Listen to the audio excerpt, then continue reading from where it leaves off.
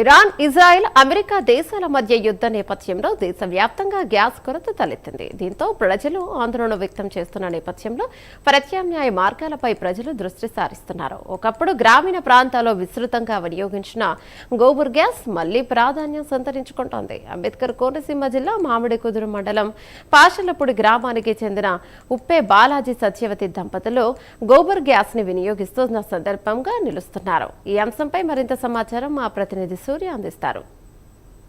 ఇప్పుడే గ్యాస్ కొరతపై దేశవ్యాప్తంగా ఆందోళన చెలరేగుతున్న సమయంలో పాతకాలపు గోబర్ గ్యాస్ విధానం ప్రాధాన్యం సంతరించుకుంది.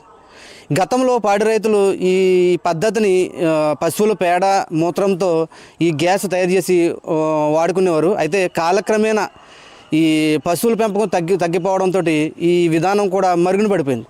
అయితే ఈ మామిడికుదురు మండలం పాసిలపూడికి చెందిన ఉప్పే బాలాజీ గారు ఈ విధానాన్ని ఇంకా కొనసాగిస్తున్నారు.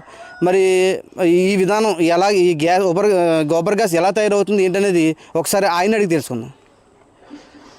నమస్కారం అండి. ఇప్పుడు ఈ ఎంతకాలం నుంచి ఈ గ్యాస్ మీరు వాడుతున్నారండి? ఒక 25 సంవత్సరాల నుంచి వాడుతున్నాం.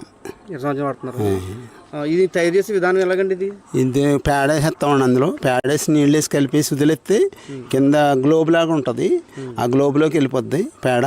వెళ్ళిపోయి అందులో గ్యాస్ తయారయ్యి గ్యాస్ మనకి స్టవ్ దగ్గరికి వస్తుంది. ఈ పేడ వేస్టేజ్ అంతా బయటకు పోతుంది.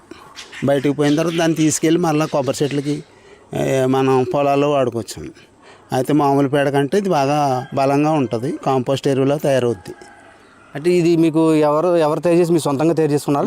గవర్నమెంట్ ఇచ్చిందండి. గవర్నమెంటే ఇచ్చింది. ఎన్నాళ్ళు అవుతుందండి? అదే 20 సంవత్సరాలు అవుతుందండి. ఇంతకుముందు అయితే రేకు తెచ్చి ఉండేదండి. ఆ రేకుతో ఉన్నప్పుడు అది పైకి కిందకి లెగిసేది. అది లెగిసి అది తుప్పు పట్టేసిన తర్వాత దీన్ని కట్టించుకున్నాం. మరలా ఇది సిమెంట్ దండి. ఇది పోదు ఇంకా కిందకి ఒక మన కంటే ఇంకా లోతులో ఉంటుందండి గొయ్యి. ఇది అందులోకి వెళ్ళి మనం తిరగచ్చు. అది అందులో గ్యాస్ తయారవుద్ది అనమాట. అంటే మనం ఇప్పుడు ఎల్పిజి గ్యాస్ వాడుతున్నామండి. మరి దానికి దీనికి ఎంత ఆదా అవుతుందంటారు? నెలకు వచ్చి ఒక 1000 రూపాయలు ఆదా వస్తుంది. చెప్పండి. ఇప్పుడు మరి మామూలుగా మనం గ్యాస్ వాడుతామండి. ఇప్పుడు ఈ గ్యాస్కి ఆ గ్యాస్కి ఏమైనా వ్యత్యాసం ఏమైనా కనబడుతుందా, లేకపోతే రెండు ఒకలాగా కనబడుతుంది? అదే ఆ గ్యాస్ మాకు కలిసి వస్తుంది కదండి.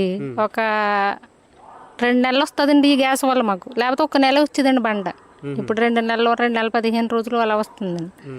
నేను వంట కూర వచ్చినంత వరకు అన్నము అన్నీ దాని మీద చేస్తాను. పాలు ఇంకా వేరే అని ఉంటే మంట వచ్చినంత వరకు నేను పెడతానే ఉంటానండి. స్లో అయితే ఆ గ్యాస్ మీద పెట్టుకుంటాం. అలాగే అంటే దీనివల్ల మనకి ప్రమాదాలు లాంటివి ఏమైనా? అసలు ఏముండదండి. అసలు ఏం ప్రమాదం ఉండదండి. చాలా బాగుంటుంది. అంతా బాగుంటుందండి. మీరు ఎంతకాలం నుంచి వాడుతున్నారండి? అదే 25 సంవత్సరాలు అవుతుందండి. అప్పటి నుంచి ఈ గ్యాస్ వాడుతున్నామండి మేము ఎక్కువ. అప్పుడు మాకు దూడ లేనప్పుడు కూడా పప్పు నీళ్ళు గంజి అన్నీ పట్టుకొచ్చి అందులో వేసేదానండి నేను. కూరలు మిగిలిన అది బుడగలాగా పుట్టి గ్యాస్ వస్తుందని కట్టినాయని చెప్పారు మాకు. అలా చేసేవాళ్ళం అండి. మరి ప్రస్తుతం మరి ఎక్కడా కూడా గ్యాస్ దొరకని కొరత అని చెప్పేసి ప్రతి చోట కూడా ఒక అలజడి అయితే ఉంది. మరి మీ దాకా వచ్చిందా? మరి మీరు ఏమనుకుంటున్నారు దీని గురించి? మాకు గోబర్ గ్యాస్ ఉంది కదా, మాకు బండలేకపోయినా పర్లేదు అనుకుంటున్నామండి మేము. మీరు మామూలు గ్యాస్ వాడుకున్న వాళ్ళు మీరు ఏం చెప్తారు? కదండి, ధైర్యంగా ఉంది. మన గ్యాస్ ఇబ్బంది ఉండదు, పర్లేదు అన్నట్టుగా ఉంది. అంటే ఇటువంటి ప్లాంట్లు ఇంకా ఎన్ని ఉన్నాయంటారు? మొత్తం 20 ప్లాంట్లు కట్టించామండి. కట్టింతే దూడలేక అందరూ మాపేశారు. మాకు దూడలు ఉండటం వల్ల మేము రన్ చేస్తున్నాం. కొబ్బరి నీళ్ళు వేస్తే ఇంకా బాగా వస్తుందండి. ఇప్పుడు మేము కొబ్బరి కొట్టేవాళ్ళం. ఆ కొబ్బరి నీళ్ళు కూడా వేసేవాళ్ళం. అవి వేస్తే ఇంకా బాగా ఎక్కువ గ్యాస్ వచ్చేది. కొబ్బరి నీళ్ళు బాగా వస్తుంది గ్యాస్, వంట గ్యాస్. కాయగూరలు అవి వేస్తుంటారు కదా? కాయగూరలు, అన్నం మిగిలిపోయిన వ్యర్థ పదార్థాలన్నీ వేస్తామండి. అందులో అన్నిటితోటి కలిసిపోయి బయటికి వేస్టేజ్ బయటకు వచ్చేద్దాం. దానివల్ల మనకి లాభమే కానీ ఏమీ నష్టం ఉండదండి.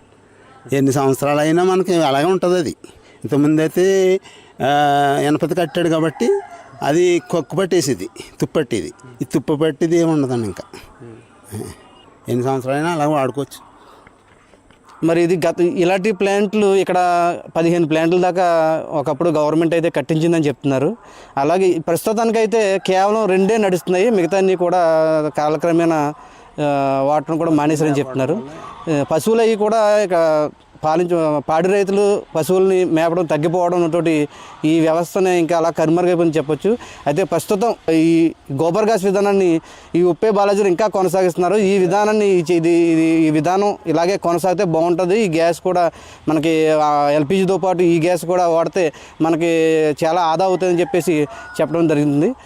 కెమెరామెన్ మణికంఠతో సూర్య, ప్రైమ్ న్యూస్, అమలాపురం.